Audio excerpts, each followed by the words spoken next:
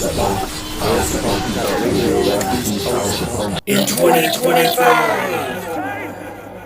Are you not entertained?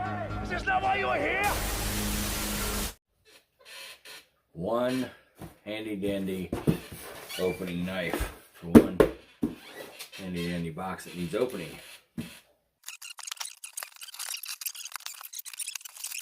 We know it has to be something from Athena herself and her claw.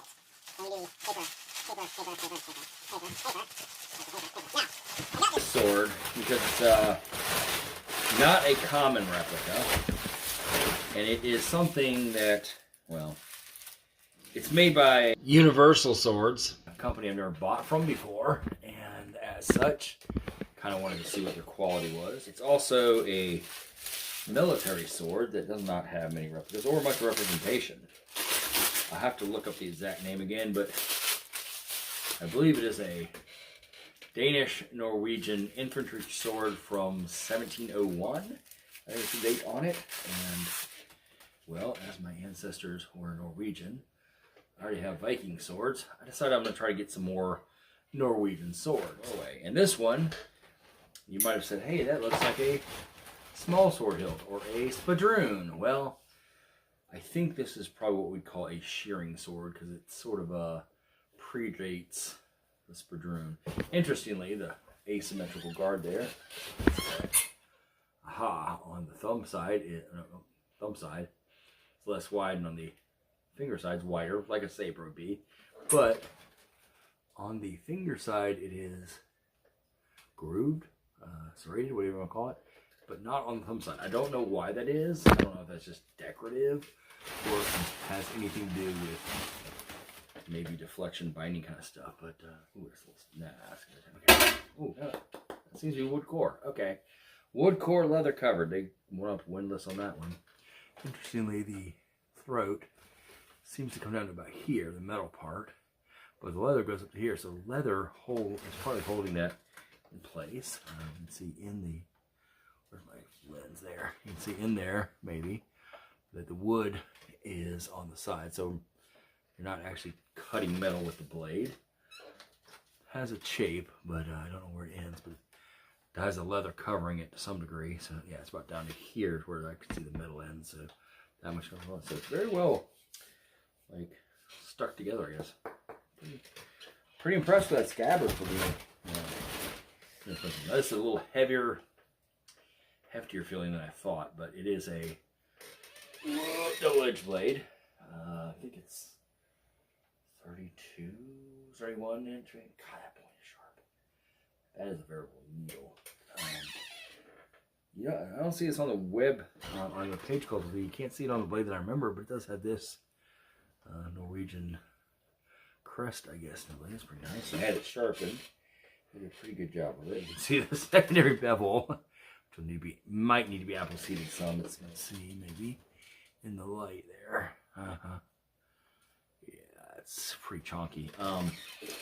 It did say it had a decent amount of distal taper based on the web page. Feeling it, I'm not feeling it as much as the site says probably is there. So this is pretty hefty. I mean, it's like an arming sword at least. I mean, it's kind of up there. Point of balance is pretty far out too. So I imagine the originals are probably less chunky. I don't know, maybe, but that is definitely heftier than I wanted it to be. It's kind of sluggish to move. I was hoping for better, but not too bad. Not the worst I've ever felt, but it's solid. I mean, you don't hear around anything. Blade is rather stiff. So it's going to thrust well.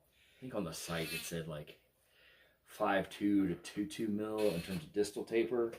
But if we look there, yeah, and then look here, I don't think it's probably tapered nearly as much. I mean, maybe. I imagine originals were probably lighter, but who knows? I've never held an original. I just have to guess. And the only site I can find online that talks about Norwegian military swords is a guy in Norway who collects them. He has a site on originals. Doesn't list any measurements of any sort on the site. So, unfortunately, that won't help us. the sight in question. Norwegian Military Small Arms.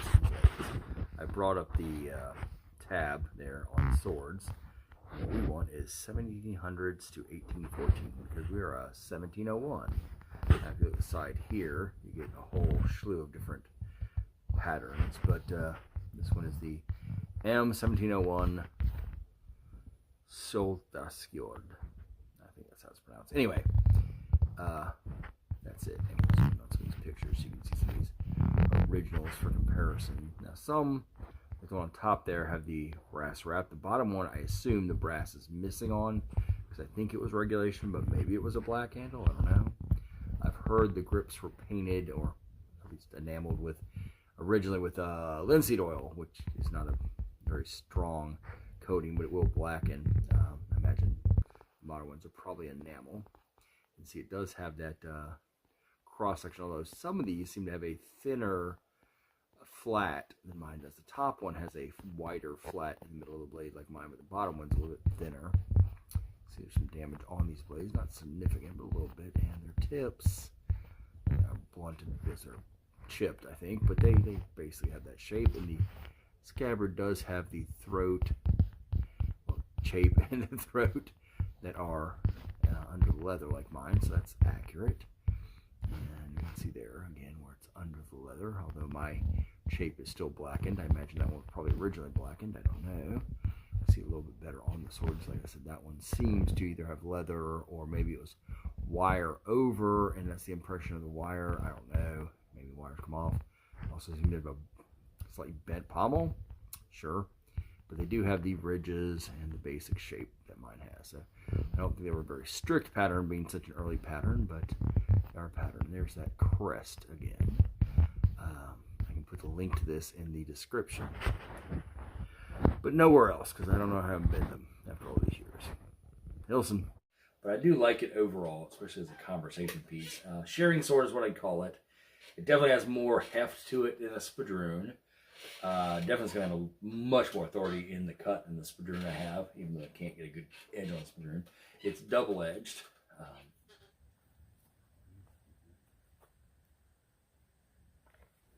I don't really practice any kind of military saber, and I don't really use traversing footwork that much, so this probably is going to suck.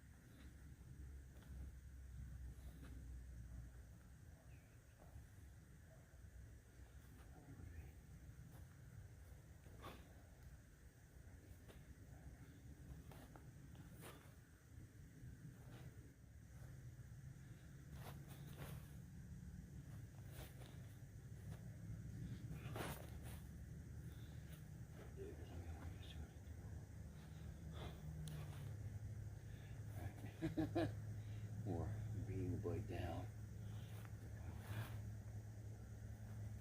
That's more I like it. That's what we used to do.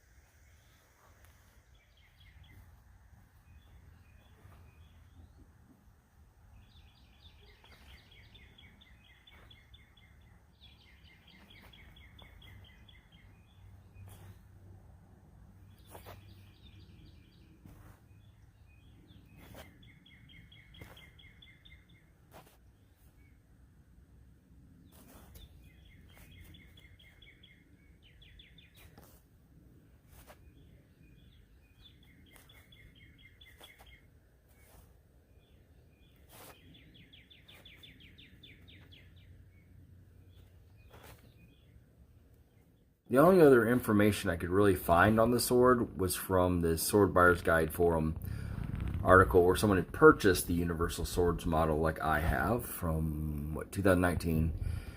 And it says here that normally the Universal Swords are kind of clunky, but it says specifically, however, an exception to this is the Gavilan's line commissioned by the now defunct Gavilan's Arms. This collection of Swedish and Norwegian swords are unique in that they're highly accurate to the originals in terms of looks and stats. So, at least when they were originally produced, they were based off originals, apparently, and pretty close. So, that's pretty good. Just looking down this, I'll put a link to this in the